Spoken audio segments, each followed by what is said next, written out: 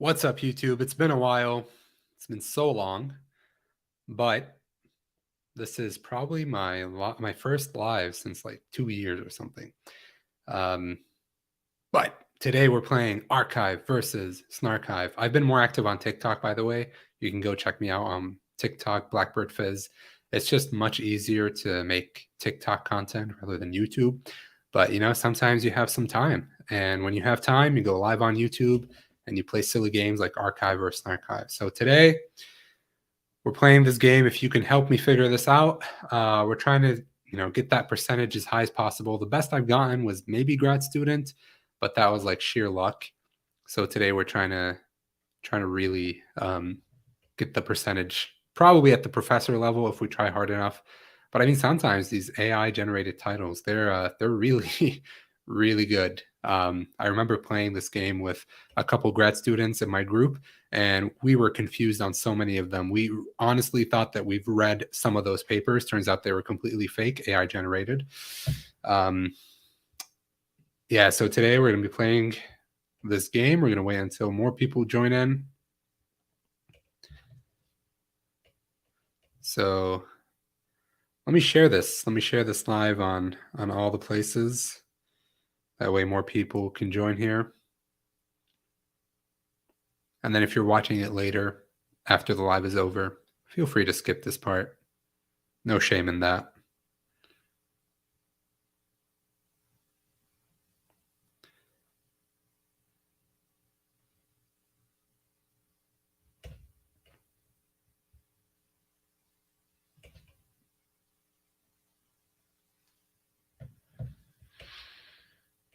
So let's get started here.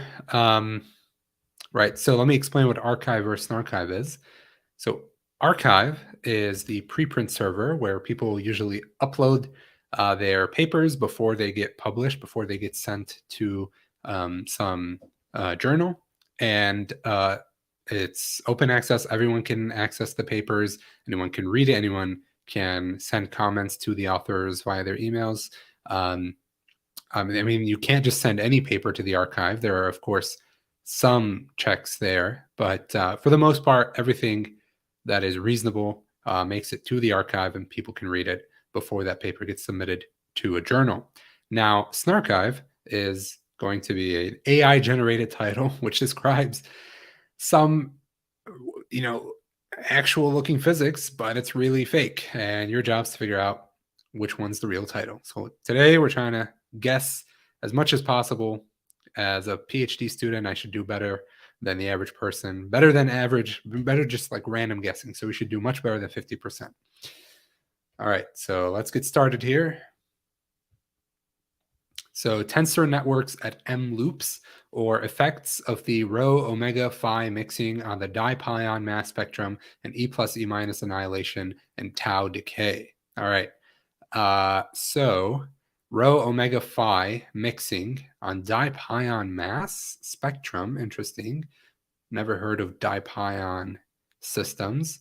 And E plus E minus annihilation and tau decay. What's the relationship between tau decay and I guess the tau decays hadronically or something?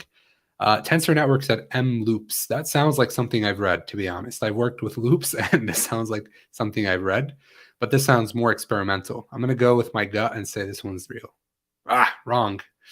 Starting off to a bad start already. All right. Let's keep going here. Reviewing an electric dual of an adjoint TQFT dimensionally reduced on R8. I have no idea what half of these words mean. Or bosonic string and string field theory, a solution using the holomorphic representation. It seems to me that the right one makes more sense. The left one is just fancy words tossed together. So I'm going to go right. We got it right. All right. B mesons. That's it. That's the paper is called B mesons. Or field configurations with half integer angular momentum and purely bosonic theories without topological charge. Sounds like a real paper. I mean, thank you for that. Let's go screen sharing. So here we have Field configurations with half-integer angular momentum and purely bosonic theories without topological charge, or B mesons. I'm going to go with the long title. Yep, that's right. Decoherence and entropy of primordial fluctuations, part 1, I guess. Formalism and interpretation.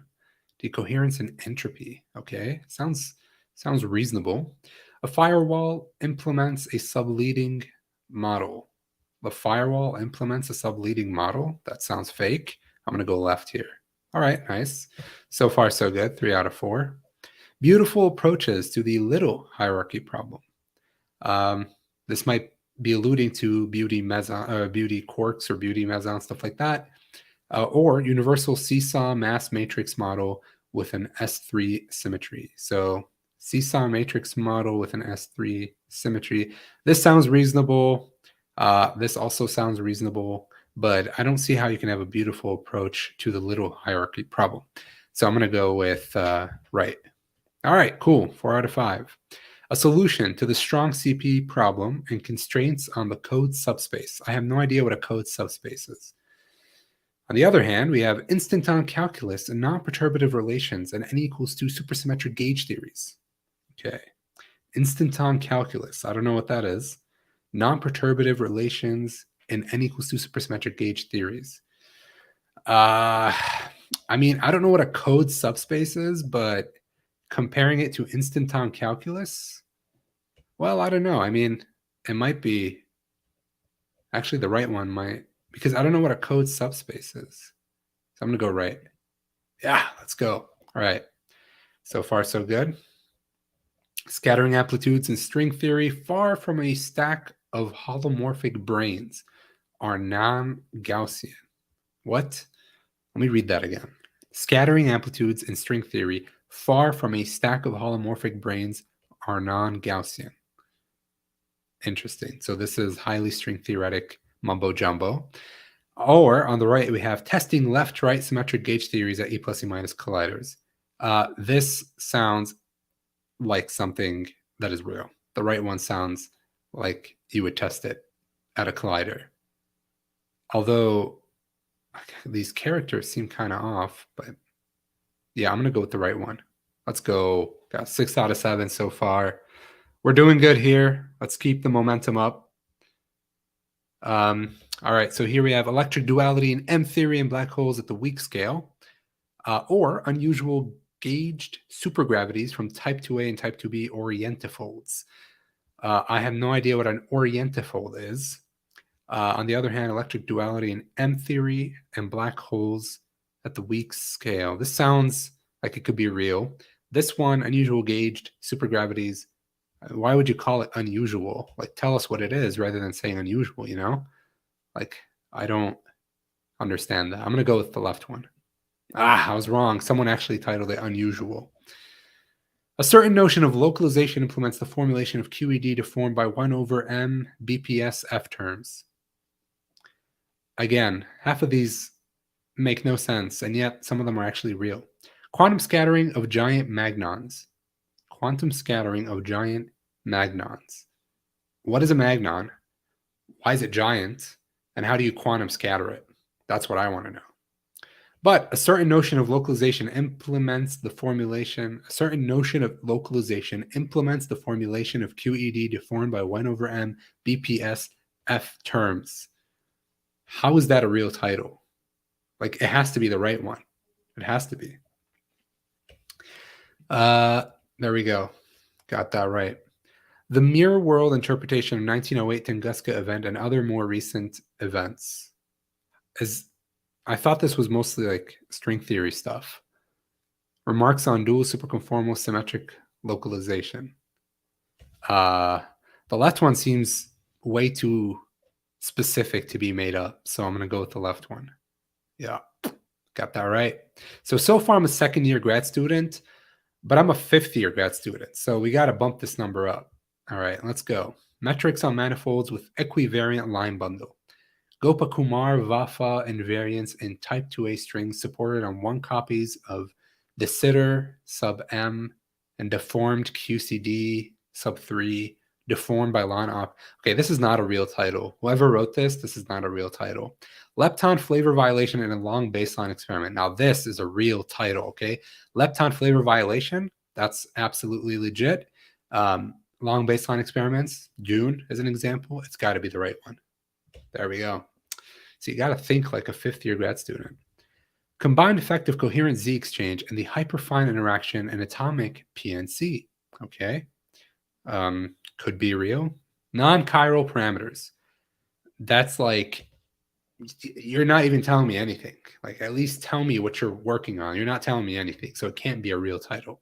The left one, though, combined effect of coherent Z exchange and the hyperfine interaction in atomic PNC. Now, the question is, what is Z exchange? Because if it's a Z boson, how is it related to atoms? Because, like, the Z boson is not going to be is it going to be a hyperfine interaction? I don't think so. Non-chiral parameters. I'm going to go left.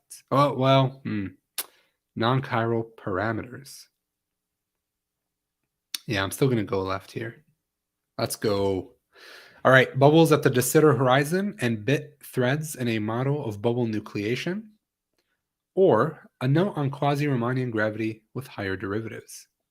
So both of these seem kind of reasonable. Bubbles at the de Sitter horizon and bit threads in a model of bubble nucleations. Too many bubbles here. A note on quasi-Riemannian gravity with higher derivatives. I don't know. I feel like the left one makes more sense. But both of these could equally be real, I guess. So let's go left. No. I failed my orals, apparently. Brane cube realization of three-dimensional non-abelian orbifolds, or dimensionality. Come on, it's got to be the left one. Characters of hat SL, so SL4 sub K fusion algebra at non-rational level. Sounds made up. Extending crunches in unparticle physics. Also sounds made up. Both of these are made up things. So you have a choice between made up thing 1 or made up thing 2. I'm going to go made up thing 1. Sometimes you got to know what's made up and what's not made up, and what is made up and what is made up. The Lagrangian and F theory near orientifold planes. This word orientifold keeps popping up. I feel like I should Google it, but I also don't feel like it. The Cardy-Verlin formula and Taub-Bolt ADS spacetimes. Oh, it's got to be the right one. Come on. Eric Verlinde. Let's go. Stationary axion dilaton solutions and supersymmetry. Sounds reasonable. Classifying soft theorems. Hypercolor quotients on affine bundles over P to the N. This sounds like something way over my head. The left one seems like something I would know. Stationary axion dilaton solutions and supersymmetry. I'm going to go with the left one. Yep. All right.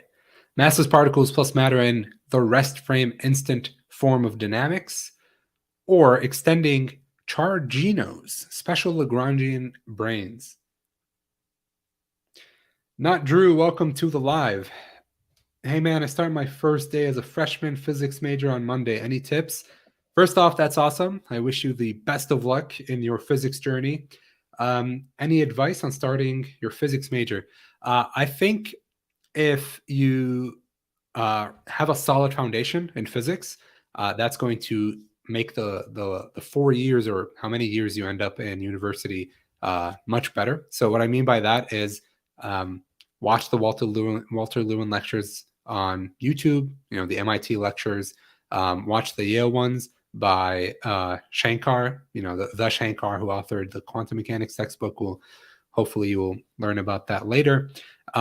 So when you watch those lectures, you will find that there are different ways of approaching even introductory mechanics. So in that sense, you will build a strong foundation.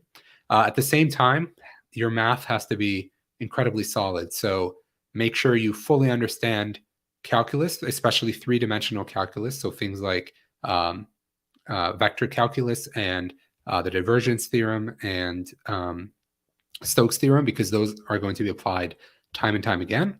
And then differential equations and linear algebra, those are like your bread and butter. You are going to solve every physics problem using every upper level physics problem using linear algebra and differential equations. So make sure your math, you're killing it in the math, you're getting A's in all your classes, because later on, if you want to go to grad school, it's good to have those high grades. But all in all, enjoy yourself, ask good questions in classes, go to office hours, join a research group early on, maybe you're in your sophomore year, learn how to code.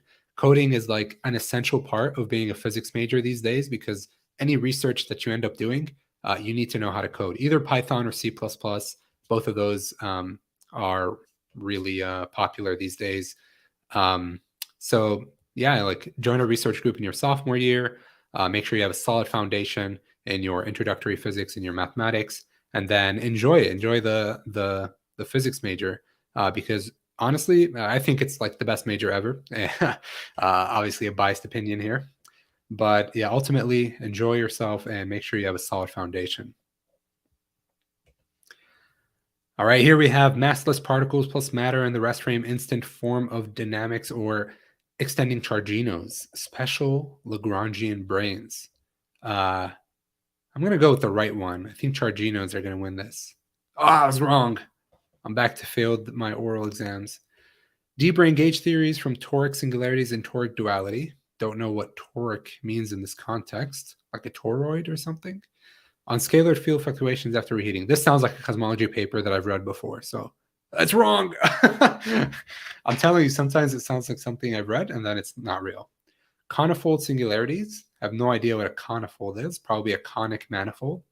Hawking radiation from black holes and de Sitter spaces. Come on, this has to be it. Hawking radiation from black holes? It's got to be. I'm a first-year grad student. Come on. S-duality in QED deformed by local F-terms re-examined. Or the BES F sub naught 1080, a new glue ball candidate. So this is actually a glue ball. So this actually fits. This one, S-duality in QED, I don't know, but this also sounds reasonable. I'm going to go glue ball. Let's go. Towards symplectic quotients. All right, we'll do 4 more. So towards symplectic quotients on an Enrique surface. Don't know what that is. The full range of predictions for B physics from isosinglet down quark mixing.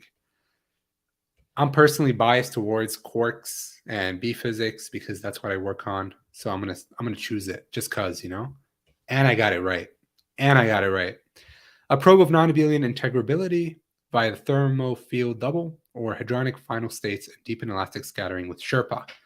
The right one sounds very reasonable because Sherpa is a Monte Carlo generator.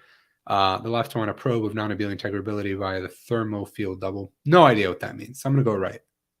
All right, let's do 2 more here. News on leptogenesis. That doesn't sound real. A measurement of integrability in perturbative matrix models on T3 from a model of fractional D1 brains. It's got to be it because the right one is fake. The right one was real. How is that possible? Comments on dimensionality and topological gauge theories, dimensionally reduced on harmonic anti-de Sitter space, fibered over hypercolor anti-de Sitter space. This is way too long. This is impossible to be a real title. If you actually wrote this, retract your paper. Cylindrically symmetric solitons and Einstein-Yang-Mills theory. Could be. It is. All right. I guess I'm a first-year grad student, which means I have been relegated 4 years backwards. So next time we'll do better. Next time we'll get some help. But for now, this is it for tonight. Let's check the comments here. Thanks, man. I really appreciate it. I took AP Calc senior year of high school and got a 5 on the exam, which is the highest score. I'm currently going into Calc 2 and I agree physics is the best. Right on. That's awesome. I also took computer science, which was Python based, so I think that will help. I mean, having this background going into your major, that is amazing. That means you are already starting knowing how to code and you're already going into Calc 2, which is when I started, I had to take Calc 1 and I didn't know how to code. And here I am in grad school. So you're already a step ahead. That's wonderful. Keep going. Focus on your studies. Make sure you build that foundation in physics. Make sure you fully understand introductory physics. It might seem like introductory physics is like holding you back from quantum mechanics and quantum field theory and relativity, but really it's the foundation for a reason. And make sure you, if you can explain it, tutoring really helps because it helps you explain concepts to other people, which tells you whether you understand them or not.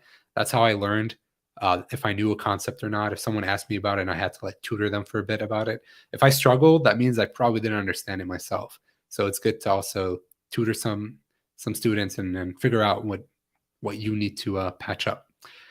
All right, let's end the live here. Good night, everyone. Bye bye.